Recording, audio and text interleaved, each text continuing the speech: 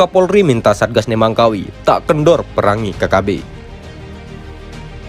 Melansir dari Antara, Kapolri Jenderal Pol Listio Sigit Prabowo menyemangati prajurit Satgas Operasi Nemangkawi agar tidak kendor dalam memerangi kelompok kriminal bersenjata atau KKB yang semakin intens melakukan aksi kekerasan, mengganggu keamanan dan ketertiban masyarakat di Papua. Dalam keterangan tertulis yang diterima, Listio mengatakan kekerasan yang dilakukan KKB telah menimbulkan korban jiwa, tidak hanya dari kalangan masyarakat, tetapi juga prajurit Polri maupun TNI.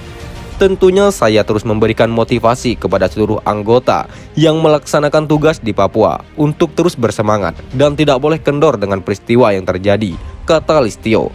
Mantan Kabareskrim Polri itu menegaskan, negara tidak akan kalah dengan KKB Papua yang terus melancarkan aksi teror kepada masyarakat.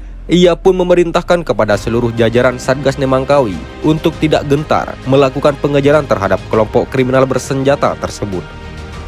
Oleh karena itu, saya perintahkan kepada seluruh anggota Satgas yang bertugas, lakukan terus pengejaran terhadap KKB yang ada di Papua.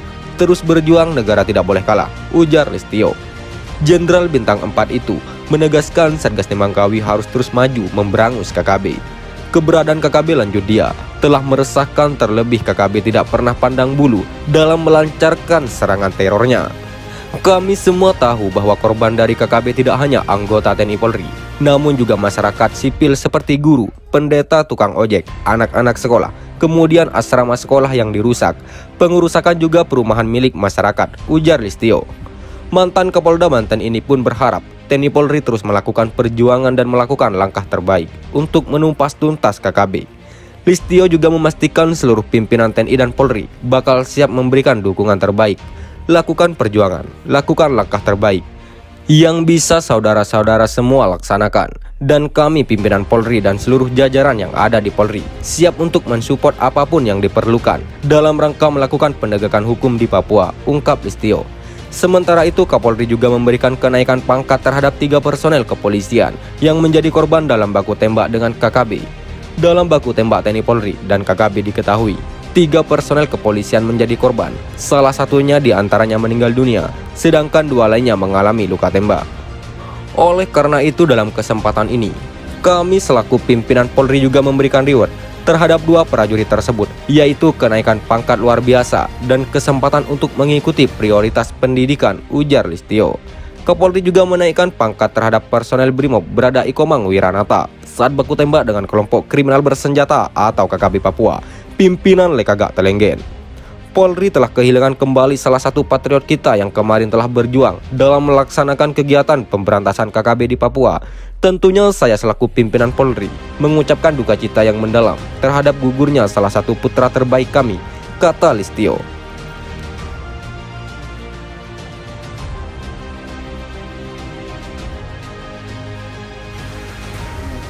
Tembus pedalaman Papua, pasukan tempur 623 TNI modifikasi truk militer jadi mobil pintar.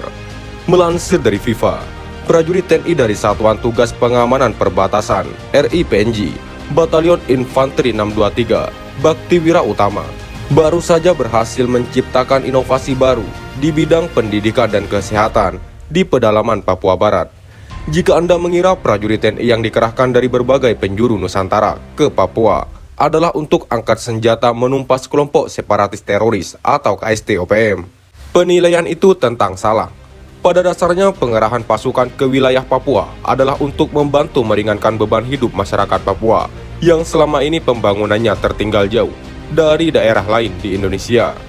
Lihat saja yang dilakukan para prajurit TNI dari Satuan Tugas Batalion Infanteri 623 Bakti Wira Utama di belantara Papua. Mereka berjuang untuk bisa meningkatkan mutu pendidikan dan kesehatan masyarakat.